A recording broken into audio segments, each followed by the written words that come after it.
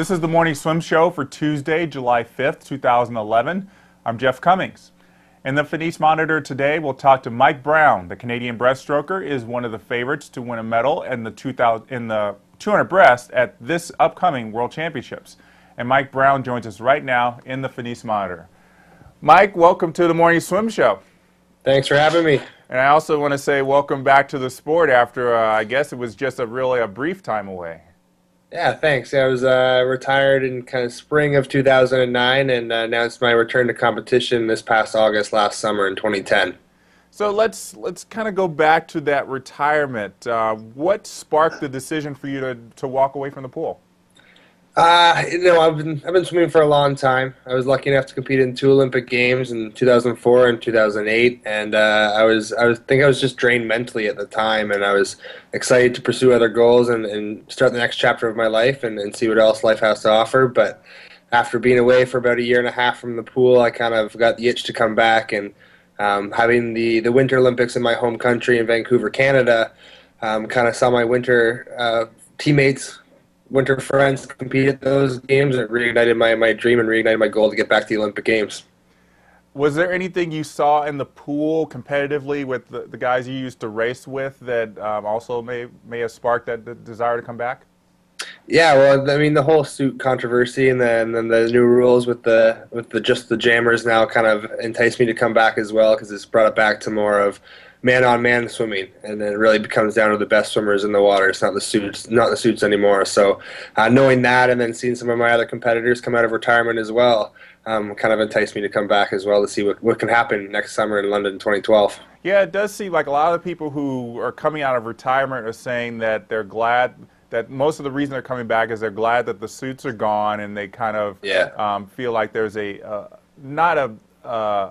they have a better chance, but just that it is more of a swimming sport now.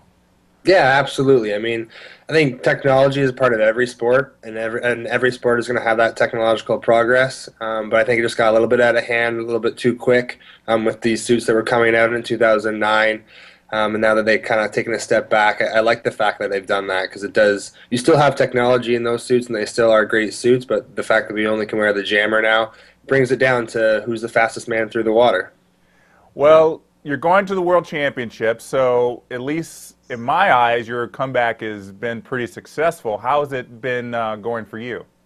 It's been going great. It's a long road, that's for sure. I've been back in the water for almost 12 months now, about 11 and a half months or so training. So we're not 100% there, that's for sure. Ultimate goal is next summer in London in 2012, but obviously these World Championships are a major stepping stone to see where I am at compared to my competitors around the world. So I'm excited to race in Shanghai in about a month from now.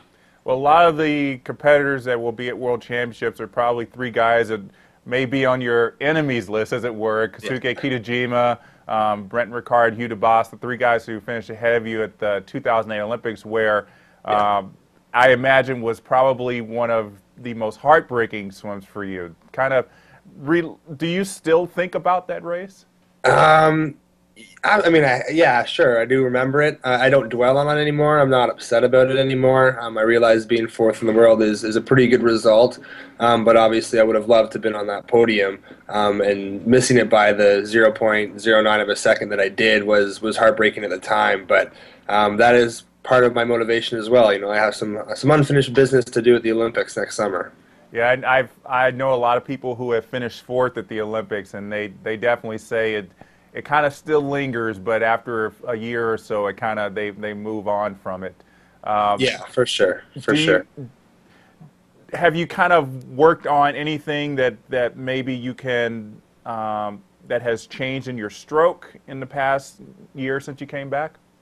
We've been working on a lot of pull lately. I'm trying to get my upper body a lot stronger. I've been battling a little bit of a knee injury this past little while, but nothing too serious that won't subside with regular physio and taking care of it.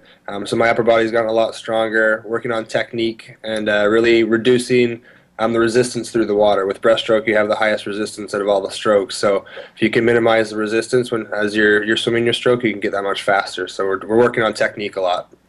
Besides only being out of the pool for about 18 months, what else would you attribute to the fact that you've pretty much been able to get right back to where you were?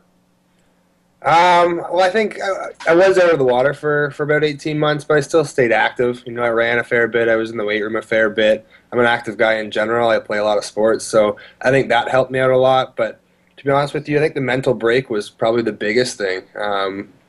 Just being able to step back from the pool and at that time thinking that I wasn't going back. There wasn't a chance that I was going back, and really taking a good break from it gave me that mental toughness to come back and mental freshness, I guess you could call it. You got any time goals for the World Championships? Yeah, absolutely. I mean, I'd love to see myself get under 210 again. If I could get into that final and be under 210, that'll set me up well for next summer for sure. Well, I got to say, under 210 will definitely put you right up there in the top three. That seems to be the standard for where swimming is right now. 209 seems to be top three, top five at least. Yeah, for sure. I mean, that 210 barrier is always kind of that big mental barrier that a lot of guys have, but anything happens at the Olympics and World Championships. We've seen that in the past, so we'll see what happens. All right, Mike, thanks so much for joining us. And you're just going back to Canada for a little bit. You were in San Diego for training camp. Tell us how the training camp went. Training camp's been going great. It's just kind of the kickoff to taper for World Championships. We were 4 weeks out exactly yesterday from the 200 breaststroke. And so that's kind of the kickoff of my taper that starts for major competitions. And so we're just kind of relaxing and enjoying the San Diego weather, the sunshine, and then be back in Canada for a week before our Canadian national team heads to Singapore for our staging camp before Shanghai. Taper is the best word for a swimmer. I'm sure you're my favorite time of year, my friend. Mike, thanks so much for joining us. And again, great to have you back in the sport, and we'll look to see how you do in Shanghai. Awesome. Appreciate it. Thank you. All right. That's Mike Brown joining us in the Finesse Monitor. That's going to do it for today's show. I'm Jeff Cummings. Thanks for watching.